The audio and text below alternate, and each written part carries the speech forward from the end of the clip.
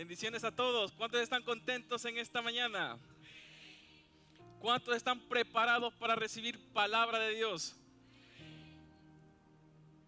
Yo he tenido lucha, hermano, esta madrugada. Así que yo estoy seguro que algo poderoso va a pasar.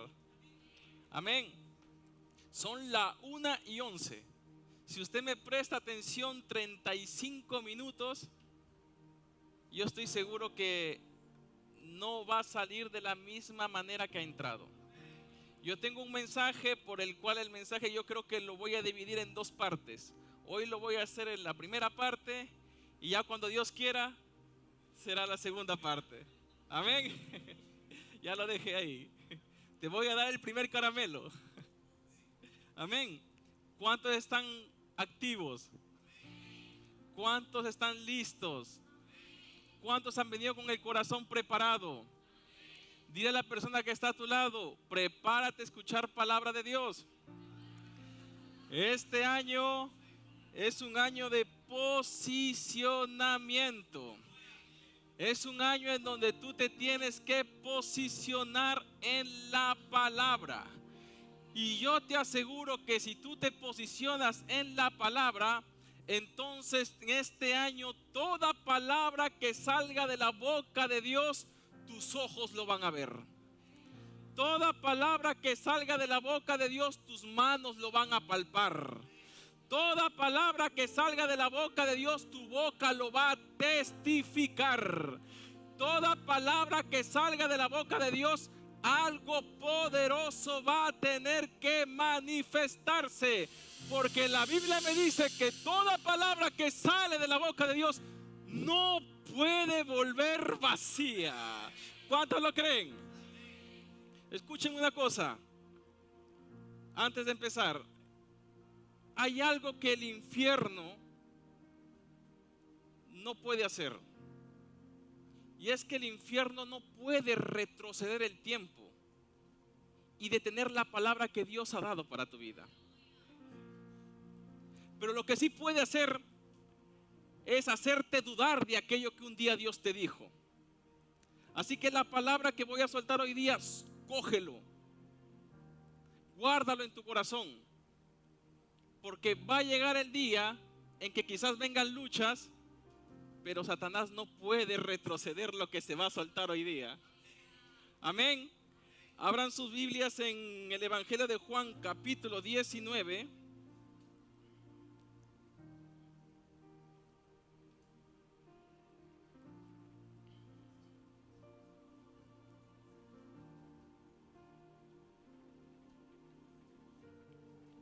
Juan capítulo 19, versículo número 31. ¿Lo tenemos?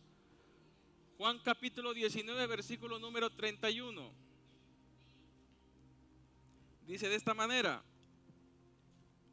entonces los judíos, por cuanto era la preparación de la Pascua, a fin de que los cuerpos no quedasen en la cruz en el día de reposo, pues aquel día de reposo era de gran solemnidad, rogaron a Pilato que se les quebrasen las piernas y fuesen quitados de allí.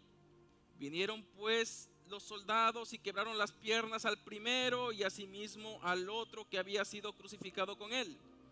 Mas cuando llegaron a Jesús, como le vieron ya muerto, no le quebraron las piernas.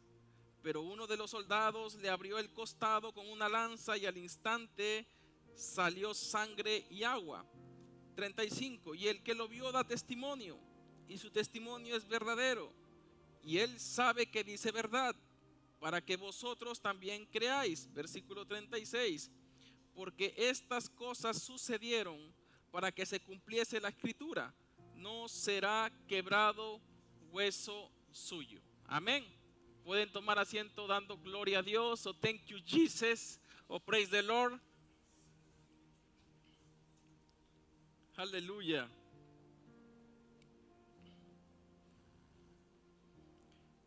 Yo quiero alabar a Dios por la oportunidad de estar aquí, por mis pastores, por mi esposa, la mujer de mi vida, mi guerrera, mi bombón, mi caramela de limón, la mujer que robó mi corazón. Yo siempre digo que ella es el concepto ideal de lo que es ayuda idónea. Es una mujer y que ahora está en casa. Dios mío, míreme el botón. Ya se me va a salir aquí porque esa mujer está cocinando, Dios mío, para chuparse los dedos. Y me tiene ahí consentido. Ahí yo me estoy viendo la camisa que ya no me entra, hermano. Y aquí, cuidado, hermano, yo para los primeros no voy a salir el botón ahí.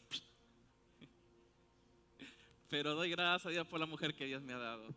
Es una bendición. Amén, ¿estamos? El mensaje que yo quiero transmitir el día de hoy, yo le he titulado Un silencio necesario. Amén, repite conmigo, un silencio necesario. Cuando nosotros leemos el capítulo 19 del Evangelio de Juan, vemos que en este capítulo Jesús fue sentenciado a muerte. Escuche esto, era el día de la crucifixión.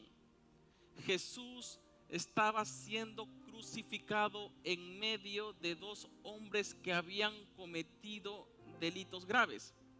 Cuando usted profundiza acerca de la muerte de cruz, usted entiende que la muerte de cruz era el medio más vergonzoso que alguien podía morir en aquella época. La crucifixión, iglesia, era el castigo más cruel, más miserable y más doloroso que alguien podía experimentar en aquellos tiempos. La crucifixión era considerada como la forma más humillante de morir.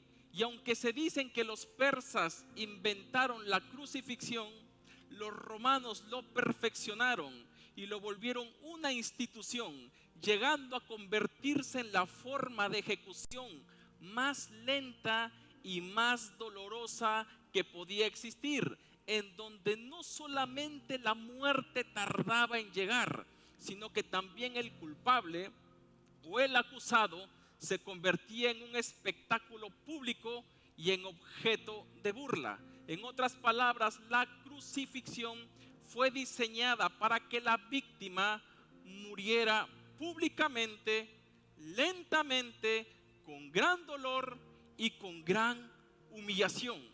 Y sabiendo Cristo el proceso de la crucifixión, Él decidió enfrentar la muerte de cruz por amor a nosotros. Sabiendo Cristo la tortura que pasaría, el dolor que enfrentaría, la humillación que viviría, Cristo descendió del cielo para enfrentar la muerte de cruz por amor a nosotros. Y esto a mí me impacta, hermanos, cada vez que recuerdo, porque esto tenemos que recordarlo todos los días. Eso a mí me impacta en gran manera, porque aquí yo pude entender que Cristo dejó su posición de rey en el cielo para posicionarse como siervo aquí en la tierra. Repito, Cristo dejó su posición de rey en el cielo para posicionarse como siervo aquí en la tierra.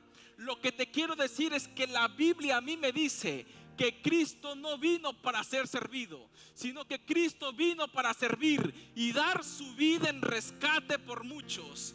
Cristo no vino para posicionarse en esta tierra como león. Cristo vino para posicionarse como oveja, que fue como cordero, que fue llevado al matadero, como dice Isaías capítulo 53, por el cual Cristo no vino para ser servido. Cristo vino para servir, iglesia. El problema de hoy en día es que hay gente que se ha olvidado de este texto, porque solamente quieren ser servidos, pero no quieren servir. Escuche esto. Quieren ser vistos sirviendo, pero detrás de ello hay un doble interés en ese servir. Pero déjame decirte que Cristo nos enseñó algo poderoso en esta tierra. Cristo nos dijo que antes de la exaltación tiene que haber humillación. Por lo tanto, tú no estás aquí para ser servido. Tú estás aquí para servir y bendecir a otros por lo que Cristo ya ha hecho en ti, iglesia. Es más, y esto va a doler, tú no estás aquí para que te quieran a ti. Tú estás aquí para demostrar el amor de Dios que hay en ti, iglesia. Tú no estás aquí por méritos propios. Tú estás aquí porque un día Cristo decidió tomar tu lugar por amor a ti, iglesia. Hay mucha gente que abandona, que se sale de las iglesias, que no quieren saber nada porque dicen: es que nadie me quiere, nadie me ama, nadie me honra, nadie me comprende, nadie me entiende. Y con todo el respeto del mundo, ¿quién te dijo que te tienen que entender a ti, iglesia? La Biblia dice que tenemos que amarnos los unos con los otros, sí, pero a veces sacamos el texto fuera del contexto. Tú estás aquí, iglesia, número 1, para servir, número 2, para adorar, y número 3, para demostrar el amor que Dios ha hecho en ti, iglesia. Tú no estás aquí para ser servido, tú estás aquí para servir, iglesia, y demostrar el amor de Dios que Cristo ha hecho en ti. Aleluya. El año pasado yo enfrenté un proceso muy fuerte todo el año. Y a mí el Señor, el Espíritu Santo, me enseñó muchas cosas. Yo he tenido que ser obediente en todo lo que el Señor me decía. Aún tengo cosas apuntadas que aún no se me es permitido contar. Pero hay otras cosas que sí. Y una de las cosas era obediencia.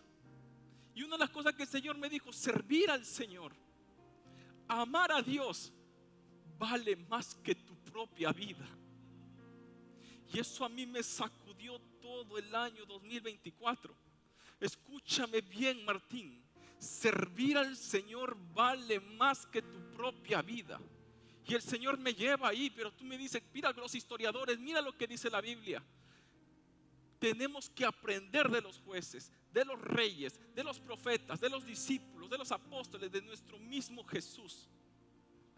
Amar a Dios, servir al Señor, tiene que valer más que tu propia vida.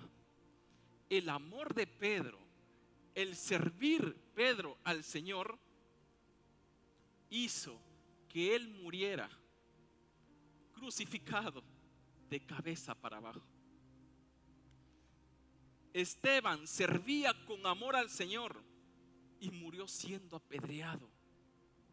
Santiago, por amor al Señor, servía al Señor y murió a filo de espada. El apóstol Pablo, encarcelado, azotado, servía al Señor con pasión y murió siendo decapitado. Y el Señor me dijo: servir al Señor vale más que tu propia vida. Servir, iglesia, no es hacer de todo para que te vean. Servir no es obedecer guardando o escondiendo en tu corazón un gran rencor. Servir, iglesia, no es atender juzgando a alguien por su condición. Servir no es creerte sabio en tu propia opinión. Servir no significa ser el centro de atención, sino que servir significa estar siempre en una posición de humillación, iglesia. ¿Y cómo me explicas esto, Martín? Filipenses capítulo 2 versículo 5 dice: haya pues en vosotros este sentir que también hubo en Cristo Jesús. Hay una versión que dice: vosotros presten atención, tengan la misma actitud que tuvo Cristo Jesús, el cual, siendo en forma de Dios, no estimó ser igual a Dios como cosa que aferrarse, sino que se despojó a sí mismo, haciéndose siervo, tomando forma de siervo, haciéndose semejante a los hombres. Y estando en la condición de hombre, dice la Biblia, que se humilló a sí mismo, haciéndose obediente hasta la muerte y muerte de cruz. Por lo cual, habiendo hecho esto, Dios también lo exaltó y lo elevó a un lugar de máximo honor, dándole un nombre que es sobre todo nombre, para que en el nombre de Jesús se doble toda rodilla de los que están en los cielos, en la tierra y hasta debajo de la tierra, provocando que toda lengua confiese que Jesucristo es el Señor, para la gloria de Dios. Antes de la exaltación tiene que haber humillación, iglesia. Alguien tiene que saber en este lugar que Cristo dejó su posición de rey en el cielo para posicionarse como siervo aquí en la tierra. Cristo se humilló en la tierra para después ser exaltado en los cielos.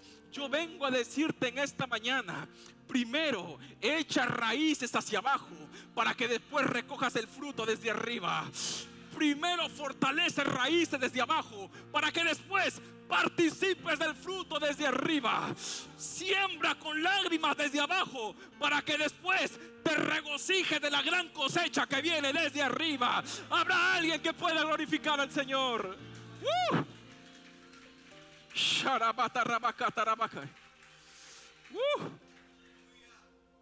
Dios mío, Jesús.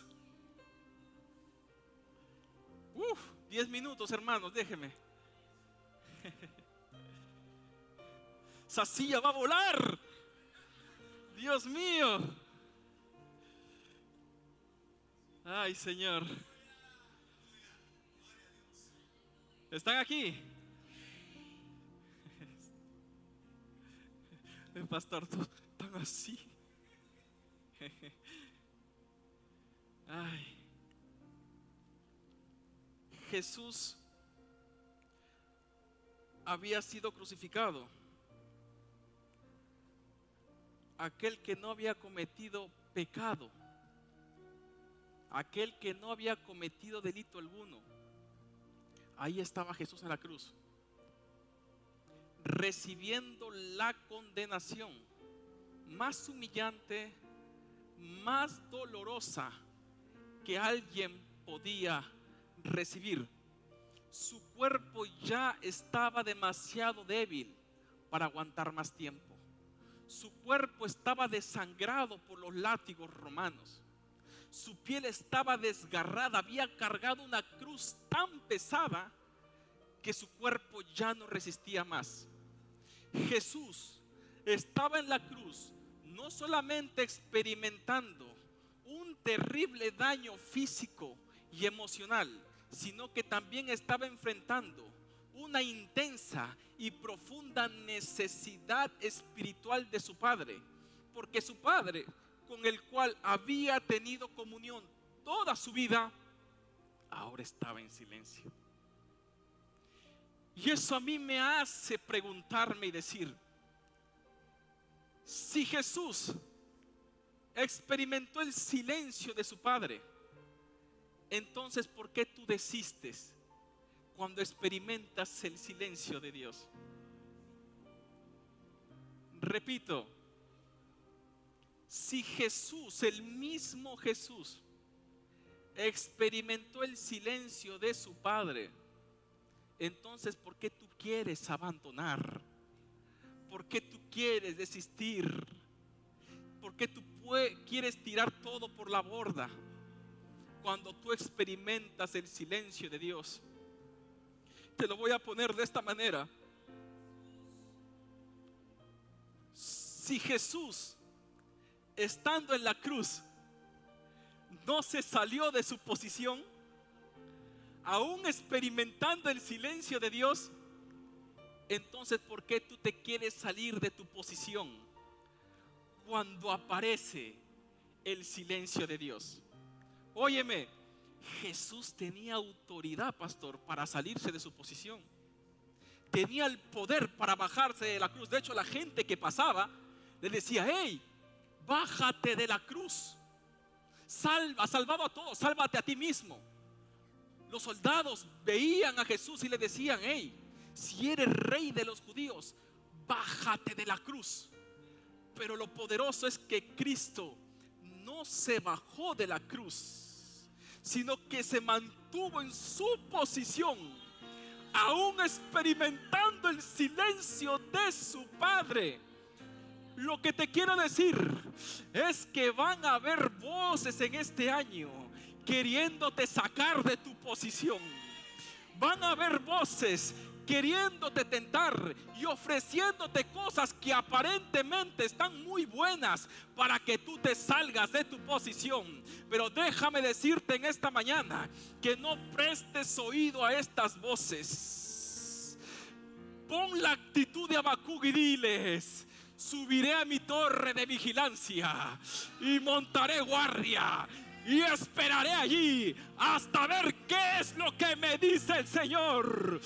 Posiciónate en la palabra y no te salgas de la posición, aun cuando tú experimentes el silencio de Dios, porque ese silencio solamente ha venido para provocarte que tú experimentes un nivel de gloria que nunca antes habías experimentado. ¿Habrá alguien que pueda glorificar al Señor?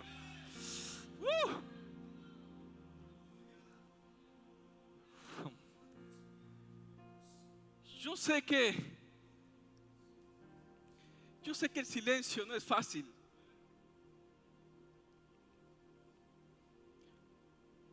¿Cuántas veces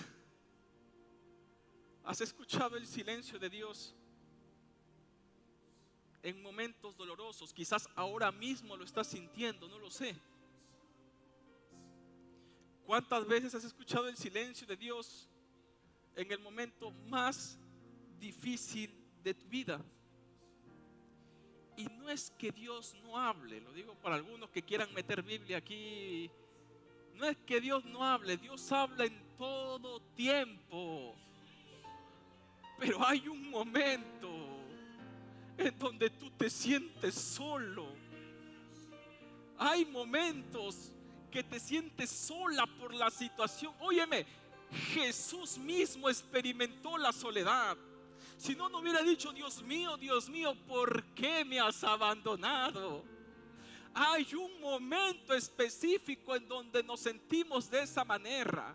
Hay un momento en donde tú te sientes solo o sola, horas y horas, y parece que no sucediera nada, porque solamente escuchas el silencio de Dios. Y ahí yo, Martín, entendí que el silencio de Dios solamente aparece no en los momentos buenos, sino en el momento de dolor.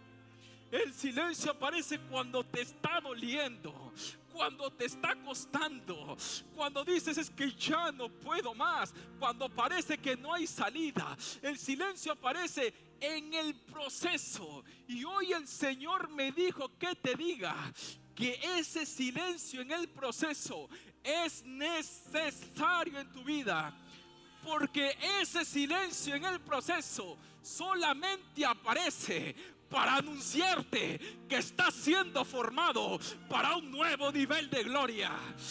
Ese silencio en el proceso aparece para enseñarte a depender completamente de Dios. Ese silencio en el proceso aparece para llevarte hacia el propósito eterno de Dios. Estás siendo formado, estás siendo preparado para un mover en Dios que nunca antes habías visto en tu vida. Yo vengo a decirte en esta mañana que en el silencio no desistas. Sigue clamando en el silencio. Sigue adorando en el silencio. ¿Sabes por qué?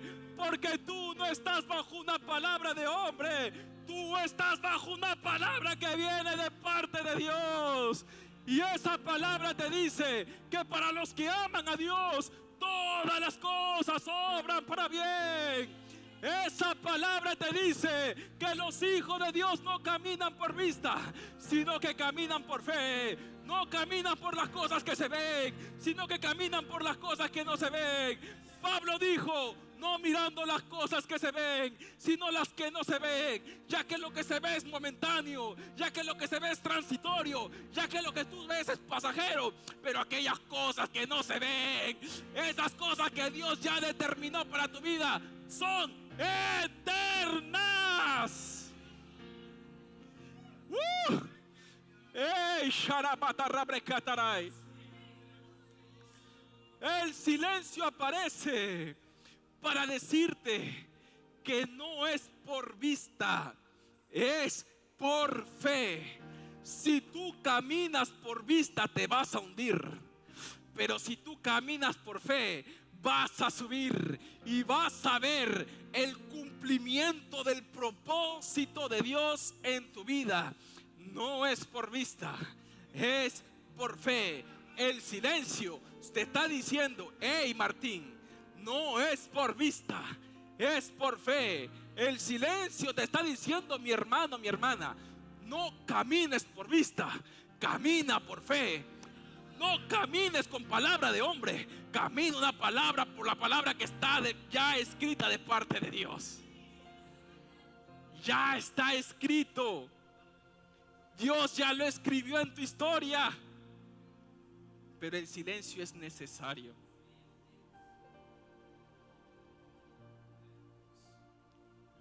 Y te voy a decir más. Y ya termino con esto, voy a ver segunda parte, cuando Dios quiera.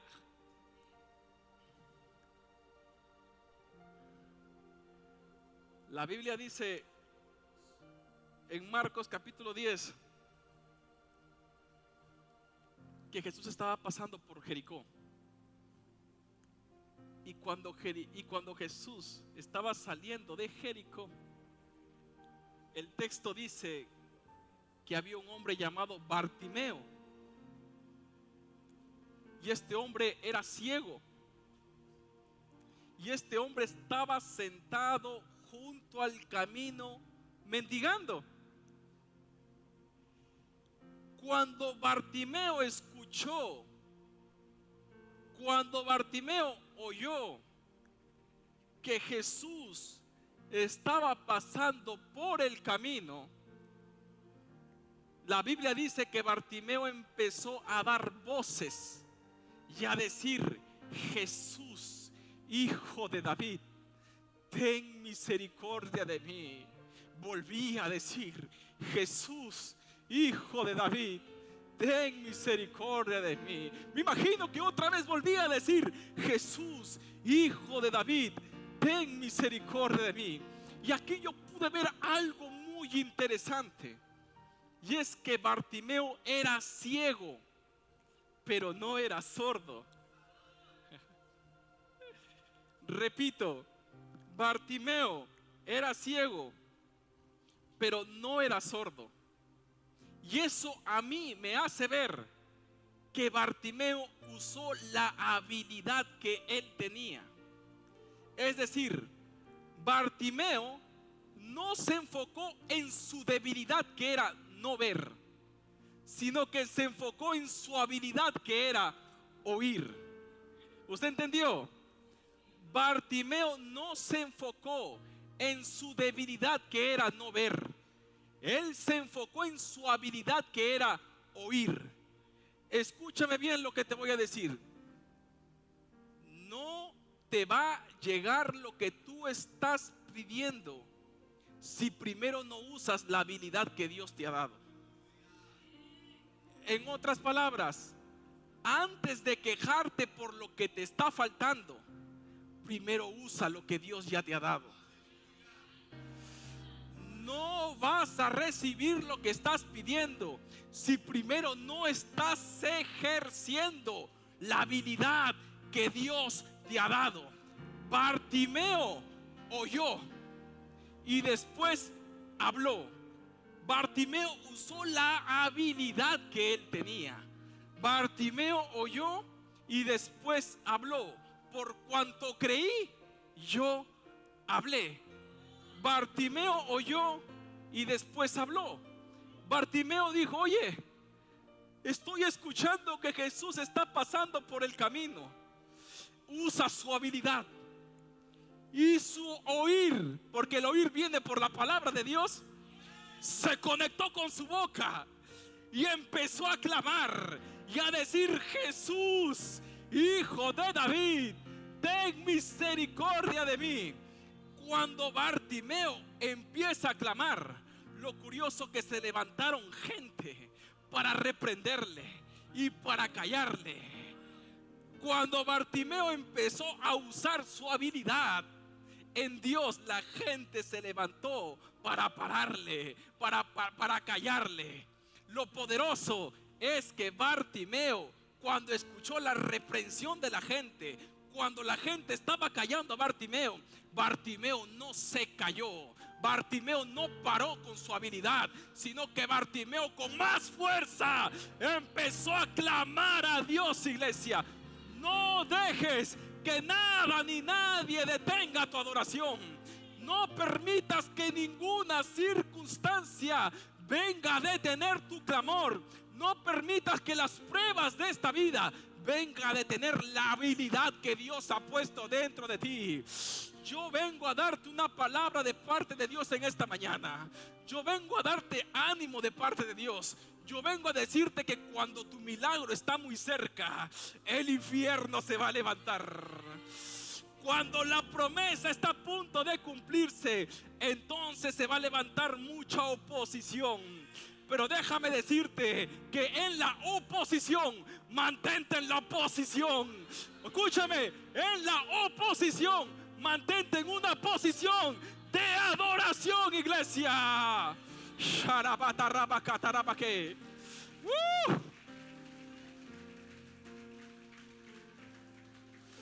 Aleluya, usa tu habilidad. En el silencio usa tu habilidad, iglesia. No te enfoques en tu debilidad, enfócate en tu habilidad. No dejes, iglesia, que la voz de la oposición sea más fuerte que la voz de tu clamor. Enfócate en tu habilidad, no te enfoques en esa debilidad. Hermanos, si yo me enfocara en mis debilidades, yo no estuviera aquí. Yo aprendí a enfocarme en mis habilidades que Dios ha puesto en mi vida. Porque yo no puedo esperar estar con los brazos cruzados y esperar hasta que Dios me levante para recién usar mi habilidad. Yo lo que primero tengo que hacer es usar mi habilidad. Porque cuando yo uso mi habilidad, el poder de Dios se perfecciona en mi debilidad. Así que usa tu habilidad en Dios. Y lo que Dios te prometió se va a tener que cumplir. Aleluya. ¿Sabes qué es lo interesante de todo esto? Y termino con esto. Que cuando Bartimeo estaba mendigando, nadie le decía nada. Pero cuando Bartimeo usó su habilidad, cuando Bartimeo empezó a clamar, ahí se levantó la gente para pararle, para reprenderle, para callarle. Le decían: cállate, no molestes más. Él no te está escuchando. Él no se acuerda de ti. Él ya se olvidó de ti. Lo que tú estás pidiendo no lo vas a recibir. Y en ese proceso, Bartimeo solo escuchaba la voz de la gente que estaba cerca de Jesús, pero no escuchaba la voz de Jesús, porque Jesús estaba en silencio. Lo que te quiero decir es que si la gente que está cerca de Jesús te mandó a callar, tú sigue clamando. Si la gente que está cerca de Jesús te mandó a callar porque no están creyendo lo que tú estás creyendo, tú sigue clamando.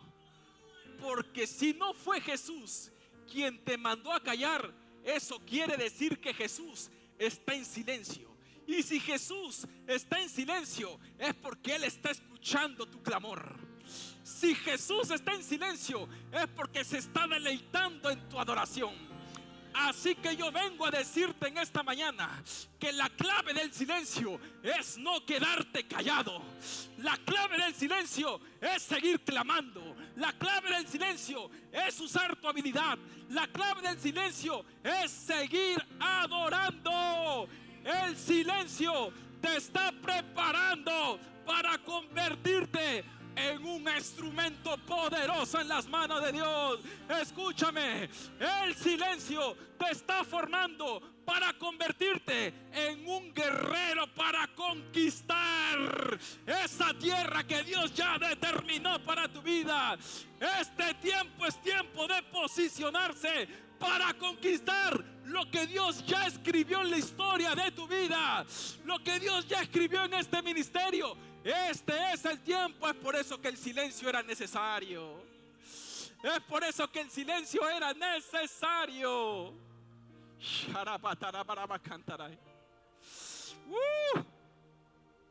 Aleluya.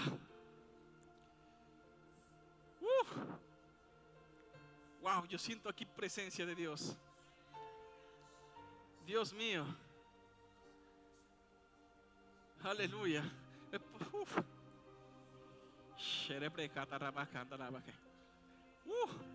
El silencio es necesario. El silencio es necesario. Verónica, el silencio es necesario. El silencio es necesario. El silencio es necesario, mi hermano, el silencio es necesario. Mi hermana, el silencio es necesario. Te está formando, te está preparando para ser un guerrero, para ser una guerrera. El silencio es necesario. Y si te callan, tú sigues clamando. Alguien tiene que saber en este lugar que la gente que estaba callando a Bartimeo no se estaban dando cuenta que estaban callando el próximo milagro de Jesús. La gente que estaba parando a Bartimeo no se estaba dando cuenta que estaban deteniendo al próximo milagro de Jesús. Prepárate, porque si te están deteniendo es porque hay un milagro que está a punto de acontecer.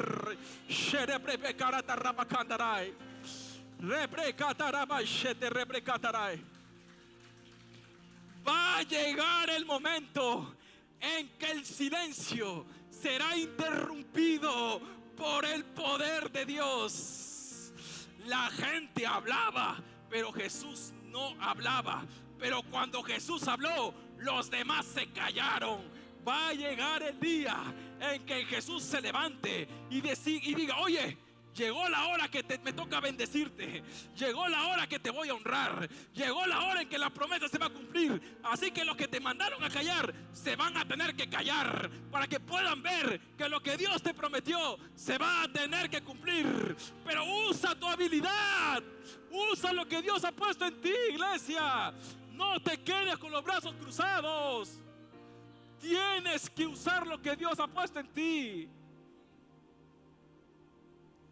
Yo esta madrugada fui atormentado por el enemigo.